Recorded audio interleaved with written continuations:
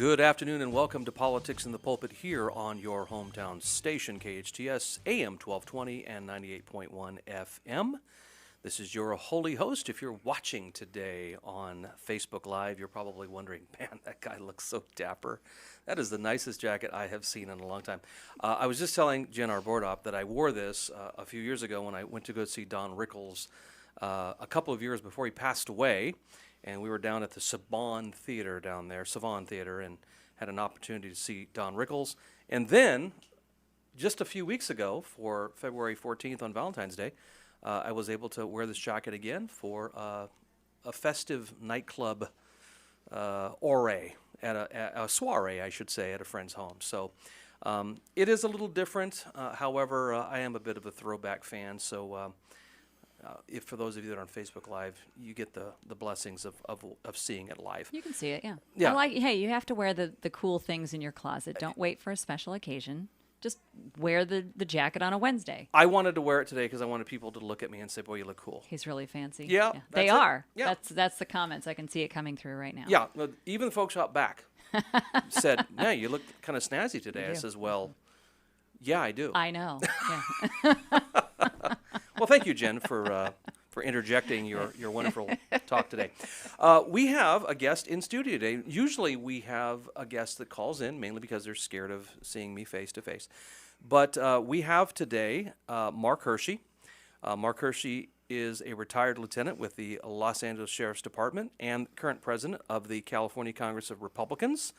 And he is, of course, going to be very instrumental with the California GOP, which, of course, is having their big grand poobah on 3/14 of this year.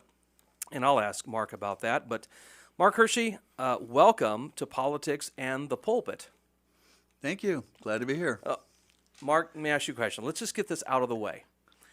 I heard that you attend an awesome church here in Santa Clarita. And I was just wondering if you could tell our listeners the name of that church. I attend Freedom's Way Baptist Church. Really. And it has come to my attention that there is an awesome senior pastor there. I was just wondering what his name was. Pastor Jerry Cook. Wow. He shares He the looks same like name. you. Shares the same name as I do. Yeah. But he wouldn't wear a jacket like that. Yes. Well, yeah, touche to that. Well, Mark Hershey has actually been a part of our church now for about 3 years, both he and his dear wife. And it is interesting to me, a church like ours we're not a huge church, but I think we're an influential church in our community. And I met Mark when he came to a meeting that a mutual friend of ours was putting on a Saturday. I think it was called Biblical Citizenship, if I'm not mistaken. And Mark came, and he came from another church here in Santa Clarita. And so one thing led to another. They ended up coming through our new members class. And I got to find out that Mark is connected with the California GOP here in our state.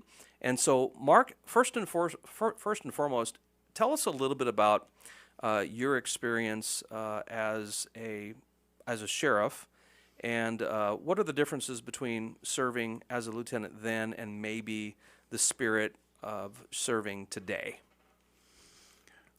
It was fun when I was a sheriff. I retired just before the Oklahoma problem. I forget what it was, where the policeman and the guy robbed the store and they killed him.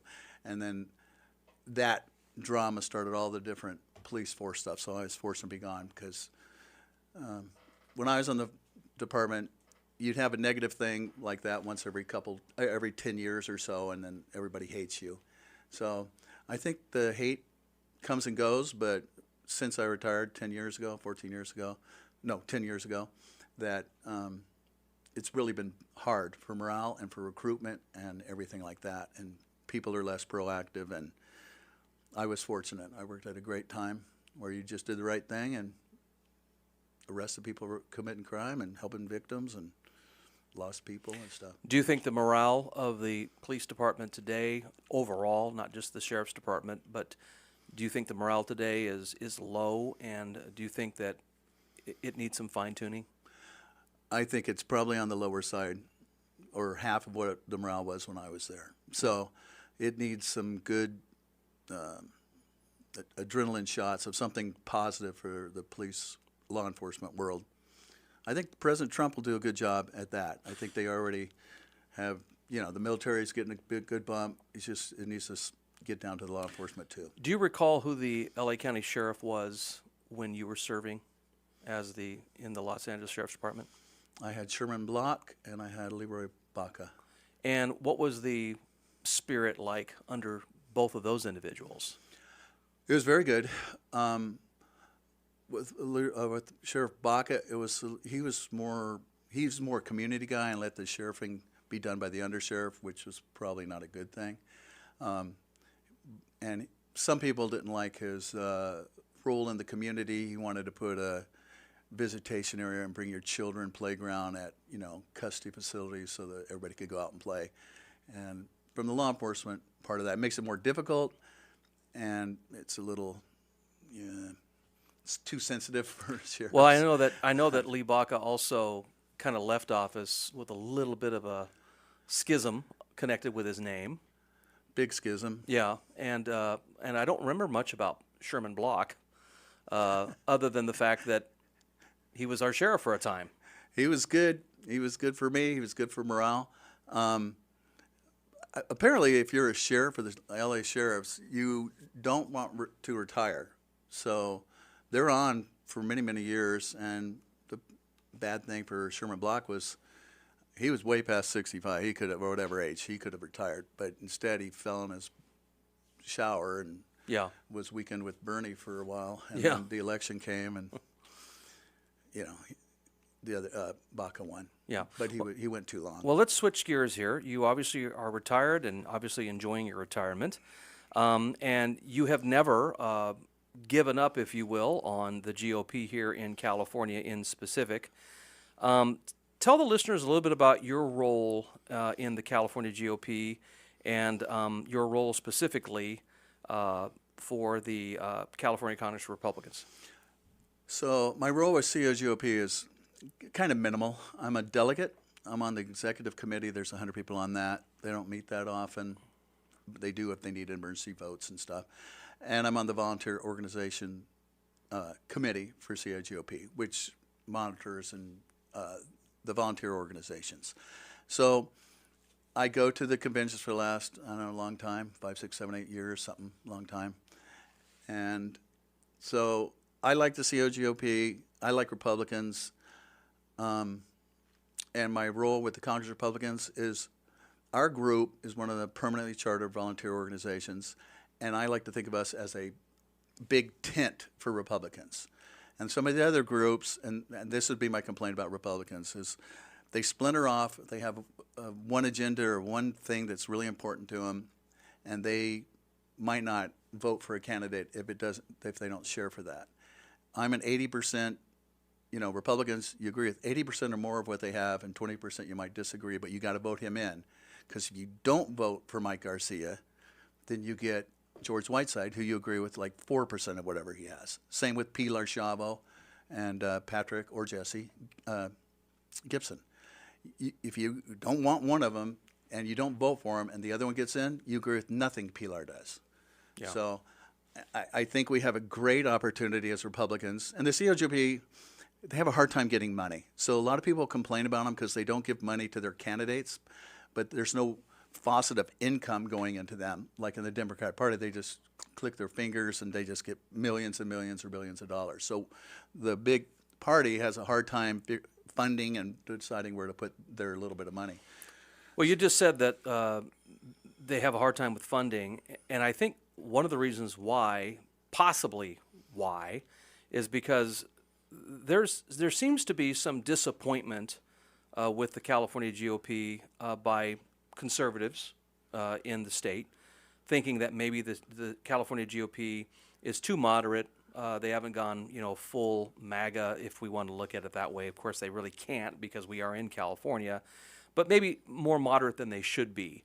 What would you say to that complaint, or how would you try to explain why the California GOP gets a bit of a bad rap from some of the constituents here in our Republican Party in the state of California.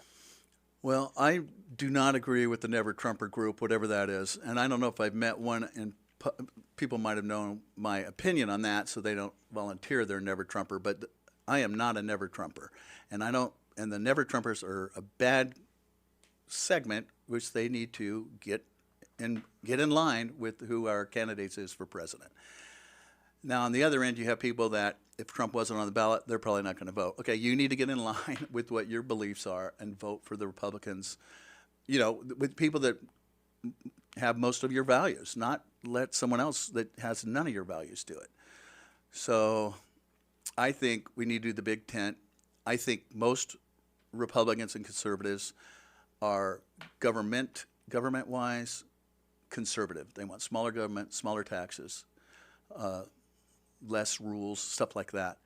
But then there's a big brand of social issues where it goes from moderate to conservative. So on the far conservative side, you're right, you have to kind of blur those lines. You have to go a little bit towards the moderate if you want to get elected. I mean, you can have great principles and get 12% of the vote and lose big. That doesn't help anyone. Obviously, the California GP is going to have to kind of put their heads together when it comes to our congressional district right here, California Congressional District 27.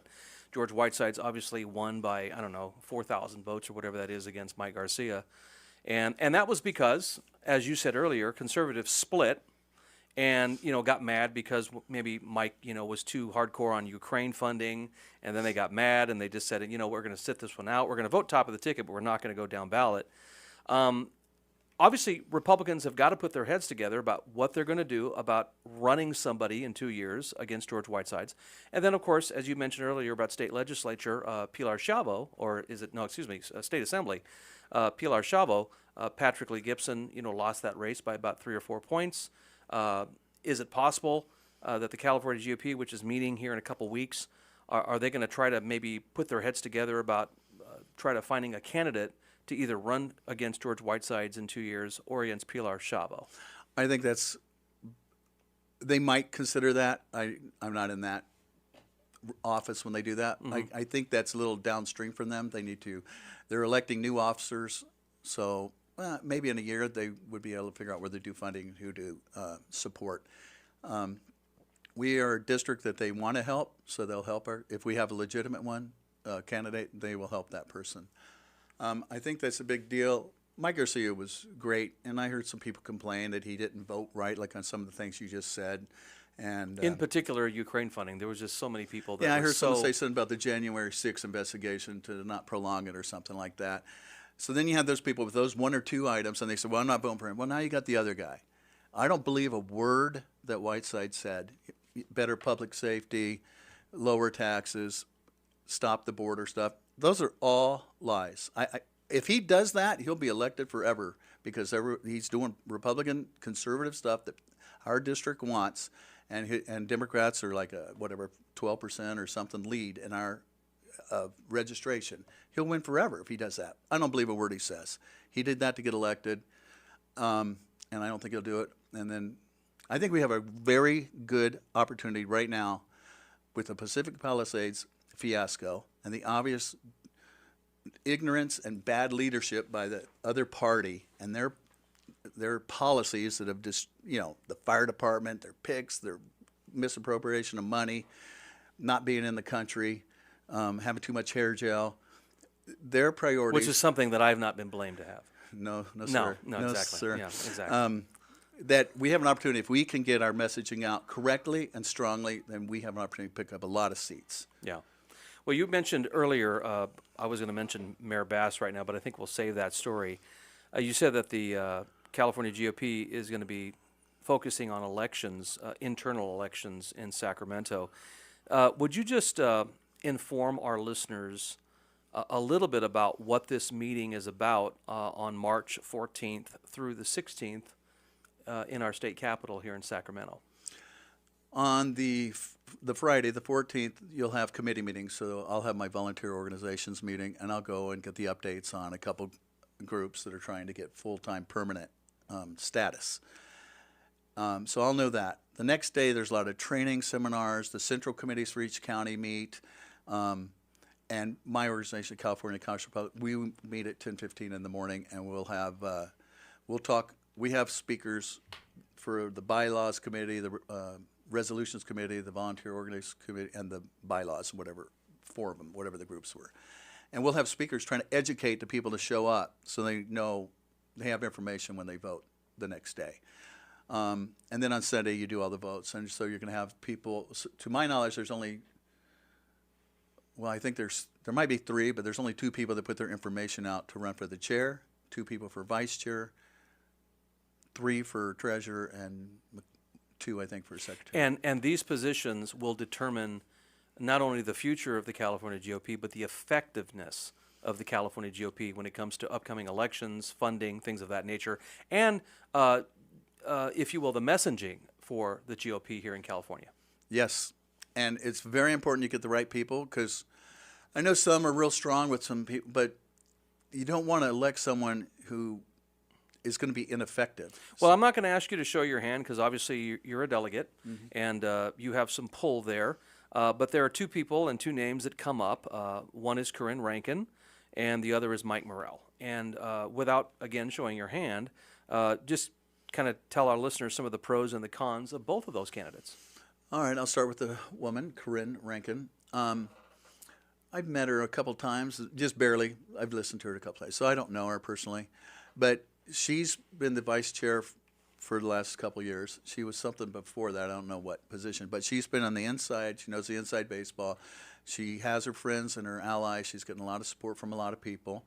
So I think, she has great experience with the CAGOP. She has experience there, and you like when they hand off the baton that someone will be able to do it, and you have confidence in them. So the negative, I guess, would be the same. Similar would be she's homegrown, she's deep state, she's whatever that, swampland or whatever that is. No, I don't think all that. So you would say that Corinne, of the 2, between Corinne and Mike, Corinne would be the swampier. I would say that's what some people consider, but I wouldn't consider that. I just say she's been in that. She's experienced at the CAGO. When we come back in just a few moments here, we'll continue talking to Mark Hershey, a retired lieutenant with the Los Angeles Sheriff's Department and current president of the California Congress of Republicans, and we'll get his pros and cons on Mike Morrell, who is also running for California GOP chair, when we come back here on Politics in the Pulpit. All right, we're back here with Politics in the Pulpit. This is your holy host, the Bishop of Santa Clarita. Yes, if you're watching on Facebook Live, yes, this is my jacket. You don't have to squint your eyes, put your glasses on, or rub them. This is me. We are talking to Mark Hershey, retired lieutenant with the Los Angeles Sheriff's Department and current president of the California Congress of Republicans. He is all about the California GOP. And let me ask you a question, Mark. First of all, thanks for coming in today, talking to us face-to-face, not calling in like most of our callers tend to do, and come-in-ers. You're welcome. I'm not that technology, so. All you have to do is dial a number, and then you come through. Yeah, I don't like that. Yeah, okay, anyway. So regardless of that, by the way, do you know that the word irregardless is not a word? It should just be regardless. Yeah. I just remember a lot of people saying irregardless, and I remember someone telling me that word doesn't exist. Correct. Yeah. Anyway, so irregardless of that, were you aware that there was a special election yesterday here in California?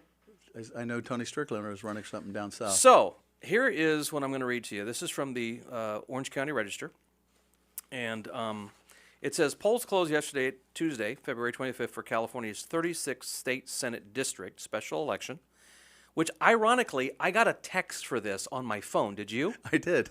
So this is why we get so suspicious of California politics, right? Pretty far away. Why would we, in the 27th Congressional District, get a notification for this special election? Anyway, irregardless of that, as of the latest tally at 10 p.m. yesterday, Strickland maintained an early lead, which I looked at the lead. It's actually pretty impressive, over Jimmy Pham and Julie Deep, I guess, D-I-E-P, and John Briscoe, respectively. This was the last vote tally of Tuesday night. The next vote update in Orange County will be on Wednesday, which will be today at 5 p.m. From the LA County Registrars. So what do you think's going on there, and how important is that seat for our state Senate? That's very important. I think they still have the supermajority, but we need to cut into that. And we had a gain, I heard, of 1 state Senate and 2 Assembly, I think, this year in California. So we need to break the majority, because basically with the supermajority, they don't even have to listen to us at the table, and they don't. They just do whatever they want, and they can conveniently make one of their Democrats can, not vote if it's something in their district that would be highly sensitive. They just abstain from the vote. So Yeah. it's bad. We got to get rid of it. So and Tony Strickland used to be up here. He ran for something a long time ago against Scott Wilk, and he's a good guy. So let's hope with the 9 or 10 counts that are inevitably going to be coming out from the registrar's office that he ends up being in the lead when it's all said and done. Because we know what tends to happen, right? Yes, the wrong lead way. looks good for the Republican initially, and then over time it whittles, and then the Democrat wins by 9 points. Yes. Are we hoping that doesn't happen? We are hoping that doesn't happen, and I'm trying not to say anything extra. Okay, I wanted to get your take on this. I don't know if you heard about this new bill, Assembly Bill 1333, which is a California bill, restricts self-defense against criminal, ends crime-stopping protection. So, Assemblyman Rick Burr, a Democrat, Los Angeles, responded to mounting criticism on yesterday, following a huge public outcry against a bill he introduced last week that would severely limit self-defense against crime in the state. Have you heard of this bill? I have not. Okay, I'm going to read it to you. Assembly Bill 1333, careful with those 13s. I'm telling you, I don't know what it is about these assembly bills, but Assembly Bill 1333 would eliminate certain circumstances under which homicide is justifiable, among others, in defense of a habitation or property. The bill would additionally clarify circumstances where homicides are not justifiable, including, among others, when a person uses more force than necessary to defend against your home. So, in other words, this bill is ambiguous in the sense that, listen, if someone comes into your home and is attempting to rob you, rape your wife, whatever, you, according to this bill, it would not be justifiable for you to shoot them. But if you did, the burden of proof would be on you and not on the criminal. Now, is it this kind of stuff that makes people in like Florida and in the other red states and in some of the more moderate states to look at California and say that is indeed the land of fruits and nuts if this bill actually passes? Yes, it's a terrible bill, and that's what California does consistently. It's Because awful. I think everyone understands the castle law, right? That this home is my castle. I defend my castle against those who would incur upon it. I'm the king of the castle. You come in, I destroy you. I mean, that's basically a common idea, I would hope. Isn't it funny that the Democrats in this state, so they complain about Trump being America first. It seems like the Democrats in California are criminal first. They're criminal first. They're not sympathetic to victims. It's very sad.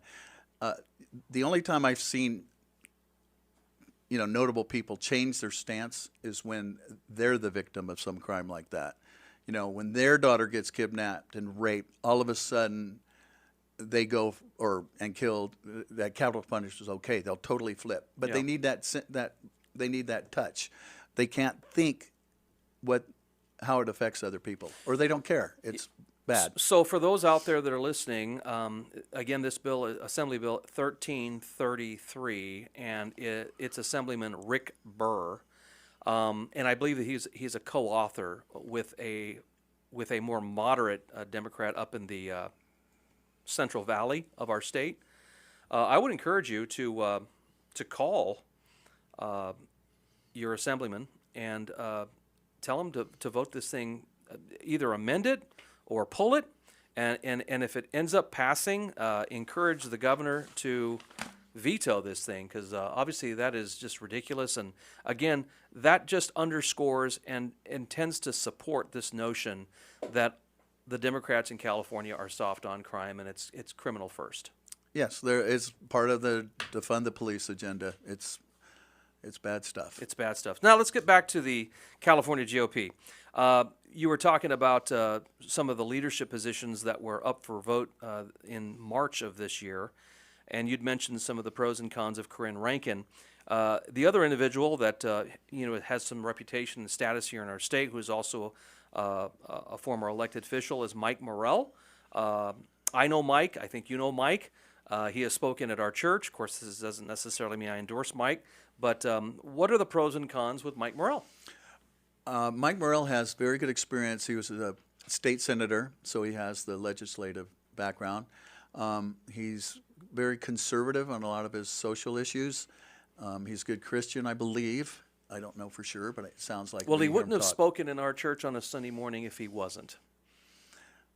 Well, we can assume that. Yeah, okay. Unless he was being a politician it. and faking it, yeah. I heard there was an atheist in our church once, so what do I know? That is true. Yeah, but you're right. David Barlavi spoke briefly at our church. That's right. I was thinking of a different guy, Yeah, but okay. Who's that? Oh, you mean Steve? I don't know. Yeah, anyway, moving on. All right, continue on with Mike Morrell. So Irregardless. I think his weak point would be his experience with the CAGOP. So he needs to come in, and it's sort of like Trump on his first term. He needs to come in, find people that trust him, that he trusts, that has his same game plan. And like Trump in the first, he picked some people that said they were in, but they really weren't as in as they should have been. Second time, much better. So Okay, explain to our listeners just how important this particular seat is for the CAGOP, whether it be Corinne Rankin who wins or Mike Morrell. What is their main focus, their main objective when they win that seat? Well, I don't know what their exact. They say they. Well, what I'm asking you is not necessarily what their personal motive is, Yeah. but what is the point of that president, of that seat? What is the entire purpose of it? They're the head of the party in California. It's a big state. So they're the face. They're the face. They go on Fox News every now and then. They go on Newsmax. They go places like that. They be on regular local. So they need to be out there saying what we want to, our principles are. Mm-hmm. That's what they need to do. Secondary, they need to know how to make a machine work. They need to make the money, find the fundraising, dispo it out appropriately to various candidates and policies, or advertisements, however they want to do it. They have to do that right. I know they have a hard time getting the funding, but like I said, they have an opportunity right now with the tragic stuff going on in California to be the reasonable person in the room and Gotcha. make it progress. Okay. So- And do you think that the California GOP has a good future ahead of it? Because again, I've heard a lot of people complain about the more moderate approach they have recently taken, and a lot of these guys have deep pockets and are not giving to the California GOP. And I really think that whomever wins in the leadership position, whether it be Corinne or Mike, they're going to have to find those disgruntled individuals and try to dissuade them and maybe get them to reach into those deep pockets and to give to the California GOP. And that's the hardest part, and I don't know the answer to that. I mean, if you want to go really conservative, then you get the people that are conservative that maybe not giving as much, since we went a little more moderate. But on the other hand, if you want to get donors that are more moderate, that are thinking about leaving or not supporting Democrats, then you have to do that. It's a balancing act. Are you you have to do. suggesting that it's a tippy-toe political. thing? It's a political issue. It's yeah. a political issue. This is probably why I should never run for anything like that, because obviously I would make Mike Morrell look like an atheist. Anyway, regardless of that, and I use the word correctly. Before the break, we were talking briefly about Mayor Bass, even though her name was not mentioned, but at least by you.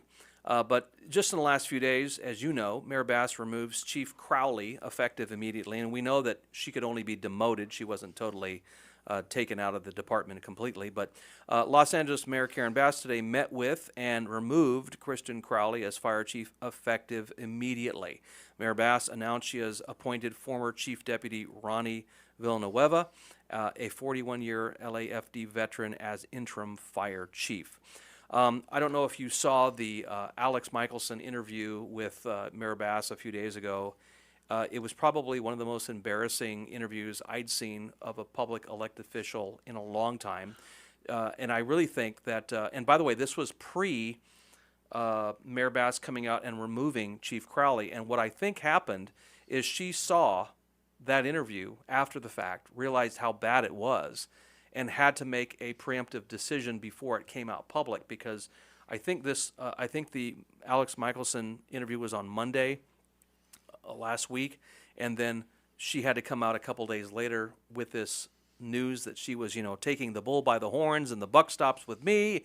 And we're also looking into why they didn't tell me the weather was going to be bad, this kind of stuff. My question to you is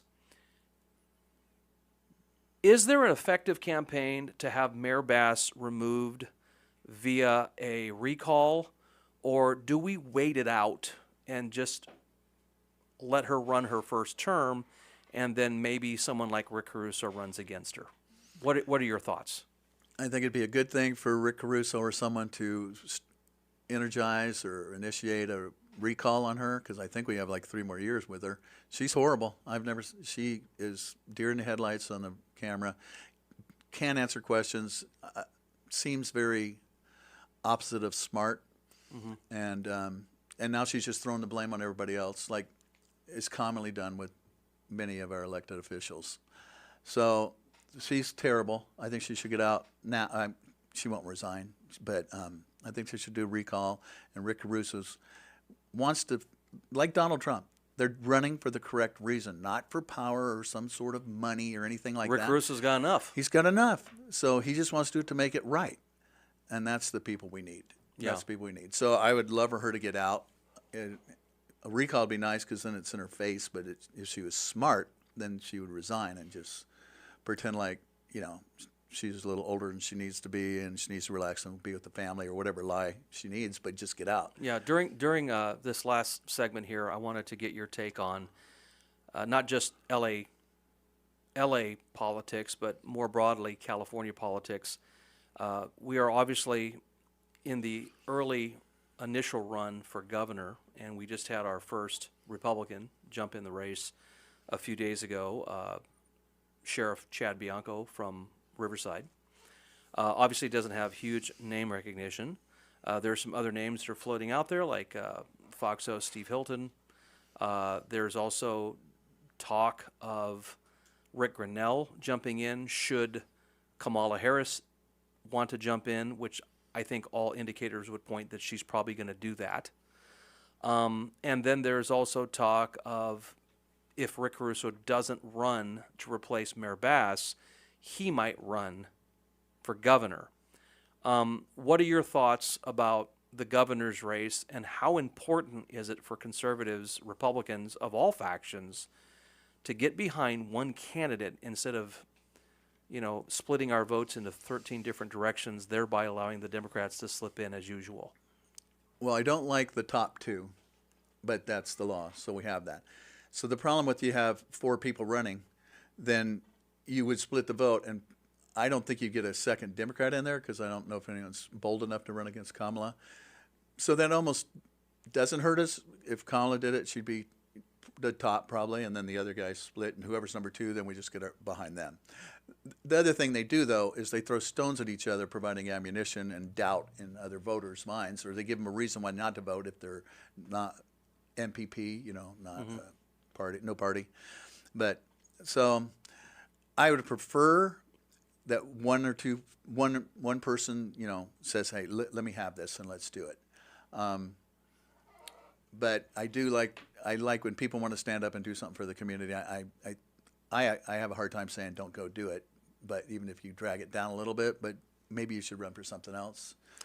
Here's the most important question. Will I see you in a few hours? You will see me in a few hours. Okay, well, great. I know that Mark is going to be running off here to another meeting. But again, thank you, Mark Hershey, retired lieutenant with the LA Sheriff's Department. We thank you very much for your service there. And, of course, current president of the California Congress of Republicans. Thank you so much for joining us today. Is there anything you want to leave us with? Well, the politics stuff is really fun, and it's a good thing, but it's not the most important stuff on a show called Politics in the Pulpit. So I just want to say I go to church where I believe in Jesus Christ as my Savior, and I think that's the most important thing that we have.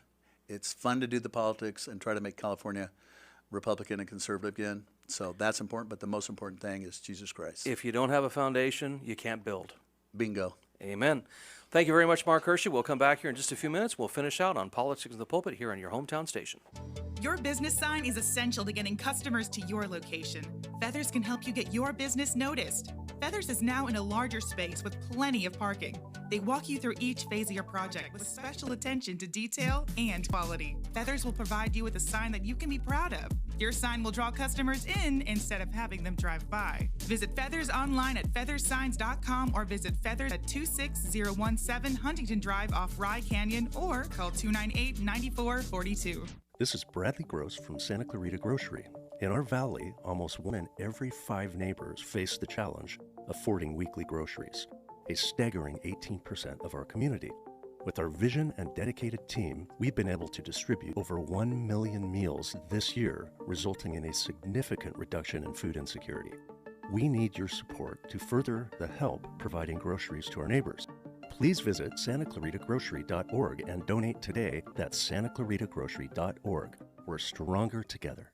Aloha, friends! Go check out Honu Coffee, home of the best cold brew coffee. What makes their coffee special is how their organic coffee beans are infused with nitrogen to create a smooth and delicious cup of coffee. You'll also find traditional bold coffees and island-inspired signature drinks. They're the perfect place to catch up with friends or just relax with your favorite cup of joe. Honu Coffee on Lyons and Walnut in Newhall. Stop by and say aloha.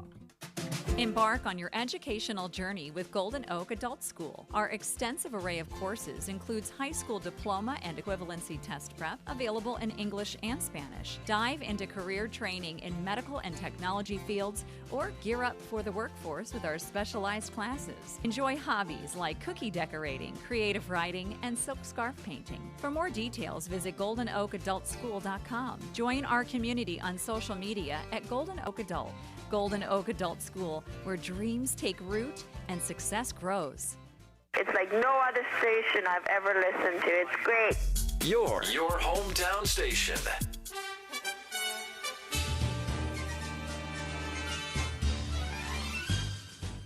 And we're back here for our final segment of Politics in the Pulpit here on your hometown station, AM 1220 and FM 98.1. I wanted to conclude the show today with a couple of news stories that I think are a bit noteworthy. The first is an example of why I believe the Democrats lost so resoundingly last November. And it seems as if the Democrats have not learned their lesson and are doubling down on stupid. Case in point is Wisconsin Governor Tony Evers doubles down on stupid. In what way? Well, the 73-year-old Democrat governor rallied for revisions around certain gendered language in his budget proposal for the 2025 to 2027 fiscal period. The bill was first introduced by the State Senate's Joint Committee on Finance last Tuesday. Under Sections 3105 and 3106, which concerns artificial insemination, the suggested changes include swapping husband to spouse, wife to person, father to parent or natural parent, and mother to inseminated person. Now, I'm sure every one of you out there cannot wait to change your vocabulary because of the governor of Wisconsin. Think about this. Mother was replaced with a gender-neutral term at least 30 times, and father was swapped out more than 120 times throughout this 1,917-page document, according to a review. So, I have said that one of the major battles going forward in the United States of America is going to be the control over the dictionary, and that is the redefining of words. And referring to mothers as inseminated person, because for what? Who is the governor of Wisconsin virtue signaling over? What's the point of that? And when you hear this kind of stuff, and when these people say this kind of stuff, does it not just make you roll your eyes? And just as they are doubling down on their stupidity and their wokeism, so too we should double down on common sense. I will never refer to a mother as an inseminated person. What absolute silliness. Quickly also, I mentioned in the last half hour Assembly Bill 1333. I'm going to read a couple more things about this. When a person was outside of their residence and knew that using force likely to cause death or great injury could have been avoided with complete safety by retreating, the person reasonably believed they were in imminent danger of death or great bodily injury, and every reasonable means to escape such danger other than the use of force likely to cause death or great harm. This bill, Assembly Bill 1333, would put the burden of proof on the victim and not the criminal. Folks, get a hold of your assemblyman, get a hold of your state senator, whoever this is. Assembly Bill 1333, look it up, and make sure you leave a voicemail, because that's all you're going to be allowed to do, essentially. Or if this actually goes to committee, then we're going to have to go up to Sacramento, and we're going to have to go en masse, and we're going to have to speak out against this bill. So this is absolute stupidity. And one of the things that they're trying to suggest, the reason why this bill is being miscommunicated, if you will, it's in reference to Kyle Rittenhouse. And again, Kyle Rittenhouse is a boogeyman for the left that love to use his name. And here's the thing about Kyle Rittenhouse, whether you like him or lump him, he was acquitted, and what he did was in self-defense. There were people chasing him to kill him. I mean, there's just no other way around this.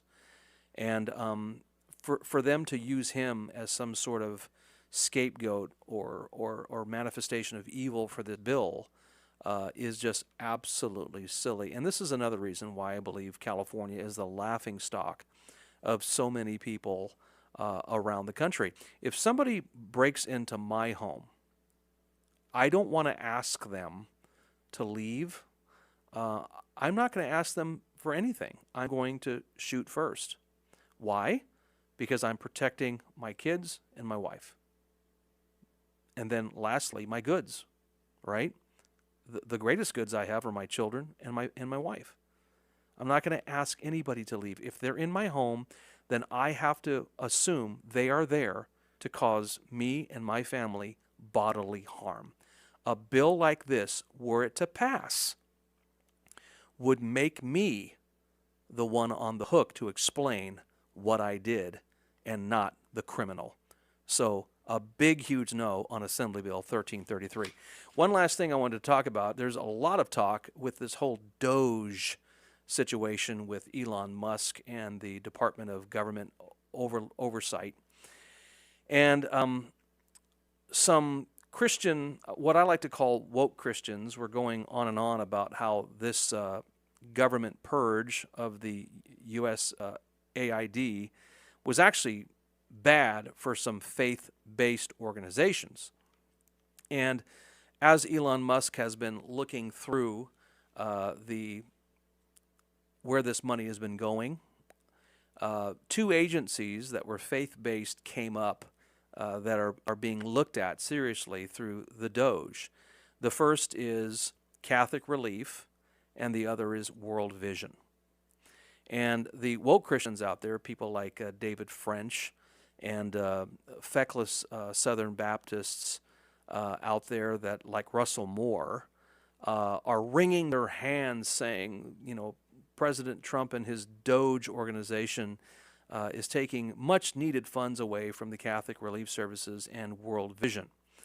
Let me just suggest that I'm sure that both of these organizations do some good with their money, some. If you look them up online, they will, Google will tell you that these are Christian nonprofits that serve millions of people globally and provide food. But you know what? Here's the other problem with the Catholic Relief and World Vision, is they also tend to be fronts for those that are illegal immigrants. In other words, the Catholic Relief will inform illegal immigrants how they can avoid ICE, things of that nature, and World Vision does the same thing. So here's the problem. they're not just faith-based nonprofits doing what faith-based nonprofits are supposed to do. They're also causing people to circumvent the laws of the land, folks.